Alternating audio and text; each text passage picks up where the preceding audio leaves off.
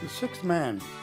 Before a basketball game in our senior year, I spotted Will Andrews sitting on a bench in the locker room studying. My first reaction was, how can he concentrate on a book before a big game? At that time, the only things that mattered to me were sports and girls, and not necessarily in that order. When I had the pleasure of talking to Will again after more than 50 years, I mentioned this to him, and he said, maybe if I had concentrated on basketball more, I could have done better. In a beautiful and touching email he sent to me recently, he said, given a less than memorable senior year in basketball, just me, certainly not the 55-56 team, I was at first not sure how eager I was to go back in time and revisit those years. I should mention that after he said that, he was truly happy to revisit and connect with as many friends from those years. On our varsity team, Will was our sixth man.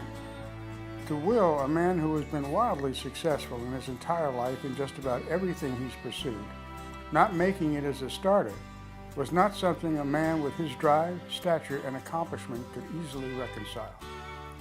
For the record, Will was a hell of a player with a quickness I only experienced from two other players, Chet Forty and Ed Goldberg. There was never a diminution of our team's performance when he was on the floor. In fact, he always gave our team the lift it needed when we needed it most. Truthfully, he should have played more. He was that good. It hurts me that this hurts Will, because if I could swap my high school career for his, I would do so in a minute. Hell, make that a New York minute. I would like to give you a taste of Willard Andrews' senior year at Fort Lee by taking a cursory glance through the 1956 yearbook. This is his picture as a member of the Senior Honor Society. Here he is being chosen most likely to succeed on the traffic squad, as a senior officer, senior committee officer, playing the clarinet, high Y, and finally as member of our basketball team. Beneath his senior picture, it simply says pre-med.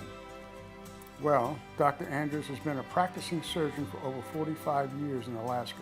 Knowing him, I would confidently bet he was at the top of his profession there as well.